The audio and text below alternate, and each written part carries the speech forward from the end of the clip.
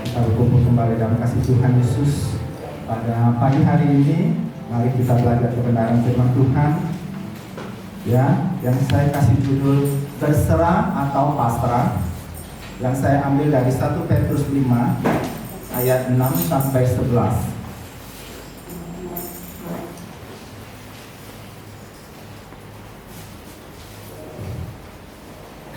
1 Petrus 5 ayat 6 sampai 11. Karena itu, rendahkanlah dirimu di bawah tangan Tuhan yang kuat, supaya kamu ditinggikannya pada waktunya. Serahkanlah segala kekhawatiranmu kepadanya, sebab Ia yang memelihara kamu. Sadarlah dan berjaga-jagalah, lawanmu si iblis berjalan keliling sama seperti singa yang mengaum-ngaum dan mencari orang yang dapat ditelannya. Lawanlah dia dengan iman yang teguh, sebab kamu tahu bahwa semua saudaramu di seluruh dunia menanggung penderitaan yang sama. Dan Allah sumber segala kasih karunia yang telah memanggil kamu dalam Kristus kepada kemuliaan-Nya yang kekal, akan melengkapi, meneguhkan, menguatkan dan mengokohkan kamu sesudah kamu menderita seketika lamanya. Ialah yang mempunyai kuasa sampai selama-lamanya. Amin. Demikian pembacaan firman Tuhan dari 1 Petrus 5 ayat 6 sampai 11. Perhatikan pesan Tuhan pertama adalah, karena itu rendahkanlah dirimu di bawah tangan Tuhan yang kuat, supaya kamu ditinggikan pada waktunya. Perhatikan dikatakan merendahkan diri kepada Tuhan. Artinya kita menyerahkan sepenuhnya kepada Tuhan dan membiarkan Dia berdaulat atas hidup kita, dan pada waktu yang tepat kita akan ditinggikan. Perhatikan Tuhan katakan, kalau kita tidak merendahkan diri, maka Tuhan akan melakukan itu bagi kita. Jadi humble yourself or God will do it for you. Artinya apa? Belajarlah rendah hati. Jangan sampai keadaan dunia ini membuat kita terpaksa dilatih Tuhan lewat peristiwa-peristiwa itu untuk merendahkan diri. Merendahkan diri artinya kita menyerahkan semua kedaulatan itu kepada Tuhan dan biarkan Tuhan beracara. Perhatikan di sini dikatakan, serahkanlah segala kekhawatiranmu kepadanya, sebab Ia yang memelihara kamu. Ya, ini sering kita baca. Perhatikan dikatakan dalam bahasa Inggris dikatakan, cast all your anxiety on Him because He cares of you. Jadi dikatakan cast. Cast itu bukan menyerahkan begini, bukan. Cast itu artinya kita lemparkan dengan tenaga. Ya, artinya kita buang, kita kasih. Ya, seringkali kita begini, separuh hati. Kita kasih, lalu nanti kita ambil lagi. Atau kita pelan-pelan minta kembali. Tuhan katakan enggak begitu. Ya, dikatakan serahkanlah segala kekhawatiranmu kepadanya, sebab Ia yang memelihara kamu. Perhatikan di sini dikatakan menyerahkan segala kekhawatiran kepadanya, berarti kita meletakkan semua kekhawatiran kita di bawah salib Kristus. Lalu itu butuh tindakan aktif. Jadi menyerahkan itu adalah tindakan aktif dan itu butuh kepercayaan kita kepada Tuhan. Ya, bahwa Ia peduli. Sekarang waktu kita mau menyerahkan sesuatu kepada orang lain, kita harus percaya bahwa waktu kita menyerahkan, Dia akan mengambil alih. Lalu Dia akan mengontrol semuanya. Ya, mengapa di ayat pertama dikatakan rendahkanlah dirimu di bawah kaki Tuhan yang kuat? Lalu baru ayat ke-7 dikatakan serahkanlah segala kekhawatiranmu. Mengapa orang yang tidak menyerahkan segala kekhawatirannya kepada Tuhan itu adalah orang yang tidak rendah hati? Maka prinsip pertama adalah dikatakan rendahkanlah dirimu di bawah tangan Tuhan yang kuat. Waktu kita rendah hati, baru kita bisa menyerahkan segala kekhawatiran kita kepada Tuhan. Dengan kata lain, jika kita tidak menyerahkan kekhawatiran kita kepada Tuhan, artinya apa? Artinya kita ini sombong. Kita yakin bahwa dengan kekuatan kita sendiri, kita bisa melakukan segala sesuatu. Kita sombong. Oleh karena itu Tuhan katakan, rendahkanlah dirimu dulu di bawah tangan Tuhan yang kuat. Lalu baru dikatakan serahkanlah. Artinya kita harus percaya bahwa waktu kita menyerahkan segala kekhawatiran kita kepada Tuhan, Dia akan ambil alih. Dan yakin, percaya. Ya, oke. Next, perhatikan dikatakan, kekhawatiran tidak pernah melenyapkan kesedihan hari esok. Ini hanya merampas rasa suka cita hari ini. Jadi perhatikan, kalau kita khawatir hari ini, apakah masalah kita besok itu akan selesai? Tidak. Tapi hari ini, sukacita yang harusnya kita nikmati, hilang. Jadi kekhawatiran tidak pernah menyelenyapkan kesedihan hari ini, tetapi hanya merampas rasa sukacita hari ini. Ya, di ayat berikutnya dikatakan, sadarlah dan berjaga-jagalah, lawanmu si iblis berjalan keliling sama seperti singa yang mengaum-ngaum dan mencari orang yang dapat ditelannya. Ya, dalam bahasa Inggris dikatakan be alert. Be alert itu kalau dalam militer itu lampunya kedap-kedip merah. Ya, kita harus waspada. Jadi be alert itu waspadalah, waspadalah. Ya. And a sober mind. Sober mind itu artinya pikiran yang terkontrol. Ya, yang sehat, yang waras. Yang paling cocok bahasa Jawa, eling. Kita harus tetap eling, kita tetap harus sepenuhnya sadar, ya, bahwa your enemy, the devil, prowl around like a roaring lion. Dia katakan musuh kita itu hanya singa yang mengaum, singa ompong yang sudah tidak punya kekuasaan, tetapi dia mengaum. Lalu dia proud, ya, keliling. Proud itu bahasa Inggris artinya berkeliling mencari mangsa. Jadi dikatakan adalah bahwa si iblis, si singa ompong itu sekarang sudah tidak punya kekuasaan. Pada waktu kita menyerahkan ke bawah tangan Tuhan yang kuat, dia sudah tidak punya kekuasaan. Hanya dia punya suara yang besar. Tong kosong nyari bunyinya, makin besar suaranya, hati-hati itu ompong. Ya, perhatikan dikatakan waspadalah dan jagalah pikiranmu. Jadi yang paling penting sebenarnya kekhawatiran itu bukan masalah apa, itu masalah pikiran. Ya, cara pikir kita menanggapi keadaan menentukan tindakan dari dan hasil dari tindakan itu. Jadi apa yang kita pikirkan itu menentukan bagaimana kita melangkah. Tuhan tidak katakan kita pasrah, ya. Tuhan katakan kita serahkan. Ada tindakan aktif, ya. Kita lihat lagi, dikatakan lawanlah dia dengan iman yang teguh, sebab kamu tahu bahwa semua saudaramu di seluruh dunia menanggung penderitaan yang sama. Ya, kita harus melawan gertakan singa yang mengaum itu dengan apa? Dengan iman yang teguh. Iman itu timbul dari mana? Timbul dari pendengaran akan firman Allah. Ya, ini ayat ini sangat cocok, dan waktu saya membaca ini, ya, saya katakan Tuhan, Engkau luar biasa. Engkau tahu bahwa semua saudara di seluruh dunia saat ini menanggung penderitaan yang sama. Jadi kalau dikatakan, aduh, saya sekarang sedang bermasalah dalam keuangan, bukan kamu sendiri.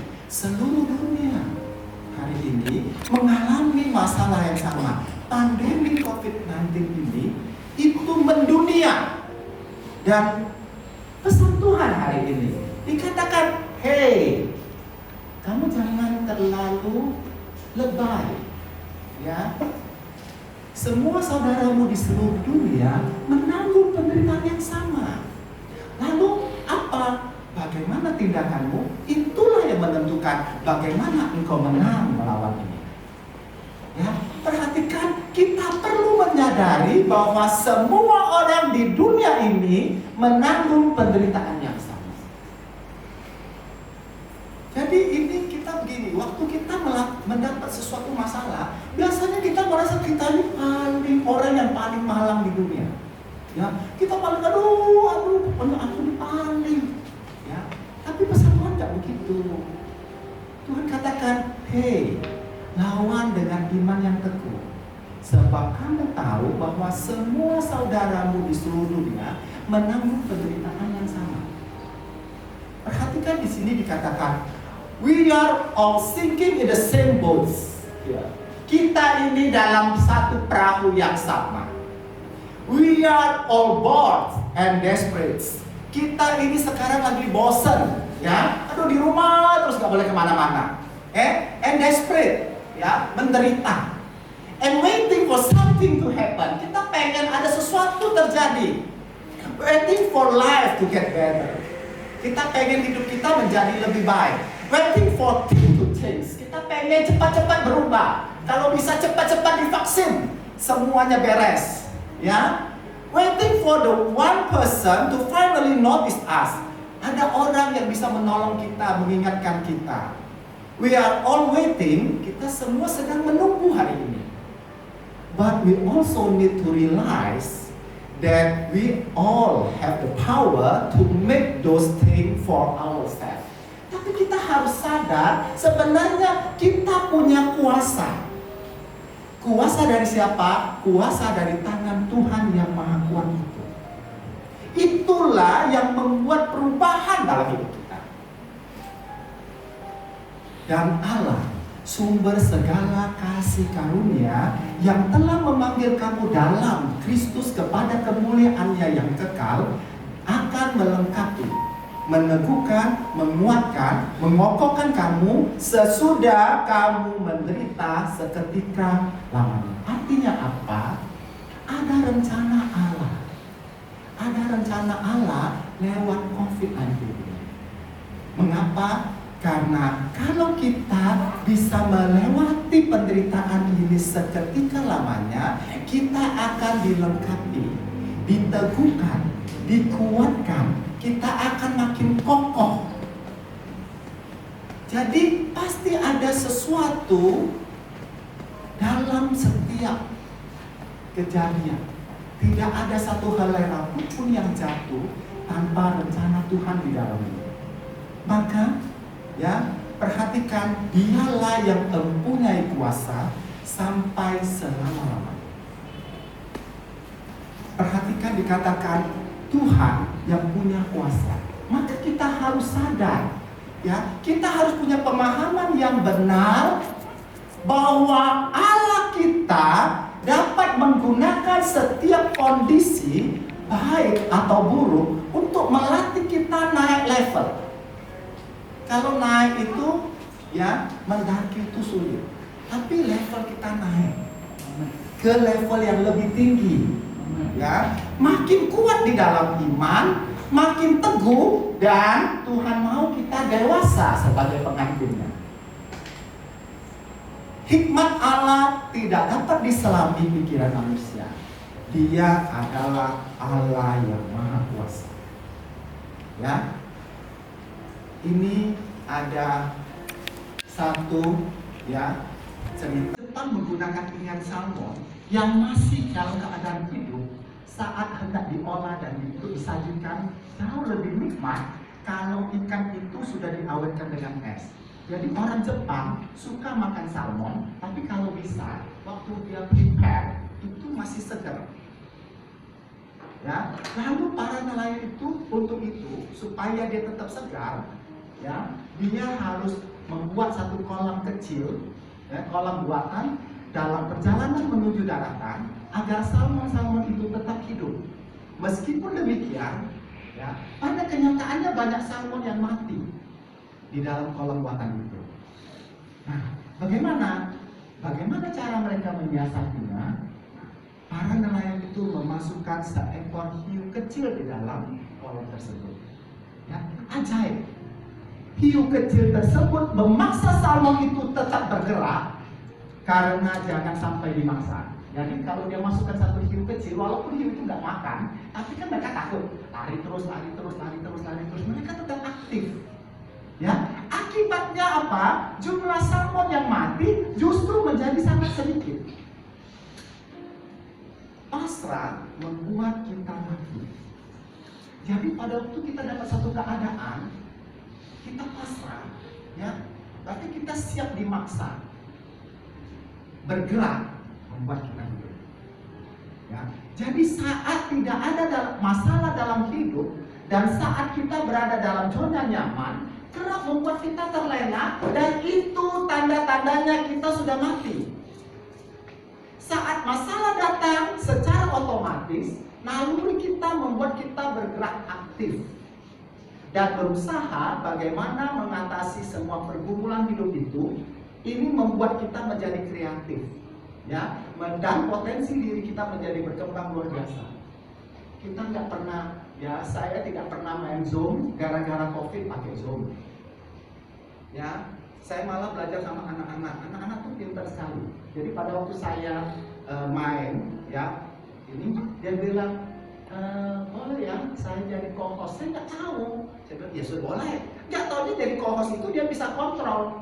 Ya, dia nggak suka pelajaran saya, dia matiin. Ya, artinya anak-anak sekarang pintar dan kita harus belajar dari mereka. Ya, saya bilang, buka chat, saya nggak tahu kan namanya praktek. Ya, jadi ternyata dengan kita adanya COVID ini, ya, kita jadi kreatif. Ya, semua terpikir. Ya, banyak orang zaman dulu nggak ngerti. Ya, setelah COVID ini memaksa kita berpikiran kreatif. Jadi, ingatlah bahwa kita akan belajar banyak dalam hidup ini bukan pada saat keadaan nyaman, tetapi justru pada saat kita mengalami pada hidup ini. Jadi, pada waktu kita punya masalah, kita banyak belajar. Itulah sebabnya, syukurilah hiu kecil yang terus memaksa kita bergerak dan tetap survive. Jadi kalau Tuhan mengirimkan masalah, Tuhan membuat kita ada hiu kecil di dalam hidup kita, itu artinya supaya kita jangan terlalu santai, ya, supaya kita tetap berpikir. Dan orang yang banyak berpikir itu nggak cepat pikun, ya. Profesor-profesor itu sampai umur 70, 80 itu masih bisa ngajar, ya, masih sehat. Mahathir itu 90-an. Nah, jadi kalau orang bilang, aduh saya sudah tua, nggak punya tenaga, kita lihat Mahathir. Ya, 90-an dia masih jadi Perdana Menteri. Jadi Om belum terlalu tua, Om. Belum 90. Ya, 90 aja masih bisa jadi Perdana Menteri. Ya, jadi perhatikan, syukurilah bahwa kalau ada masalah, Tuhan membuat kita menjadi lebih kreatif. Tuhan membuat otak kita tetap berputar supaya kita tidak cepat ikut. Masalah hidup adalah baik. Karena itulah yang membuat kita tetap bergerak, kita belajar hal-hal baru, dan akibatnya kita menjadi lebih tangguh. Ya, inilah pesan Tuhan untuk kita semua, dan saya undang kita semua bangkit berdiri. Saya mau mengakhiri renungan pada hari ini dengan satu ayat kunci di Efesus 6 ayat 10. Mari kita baca bersama-sama di depan. 1, 2, 3. Akhirnya hendaklah kamu kuat di dalam Tuhan, di dalam kekuatan kuasa-Nya. Amin. Tuhan memberkati kita semua. Jangan terlalu santai, ya, supaya kita tetap berpikir. Dan orang yang banyak berpikir itu nggak cepat pikun, ya. Profesor-profesor itu sampai umur 70, 80 itu masih bisa ngajar, ya, masih sehat. Mahathir itu 90-an. Nah, jadi kalau orang bilang, aduh saya sudah tua, nggak punya tenaga, kita lihat Mahathir. Ya, 90-an dia masih jadi Perdana Menteri. Jadi Om belum terlalu tua, Om. Belum 90. Ya, 90 aja masih bisa jadi Perdana Menteri. Ya, jadi perhatikan, syukurilah bahwa kalau ada masalah, Tuhan membuat kita menjadi lebih kreatif. Tuhan membuat otak kita tetap berputar supaya kita tidak cepat pikun.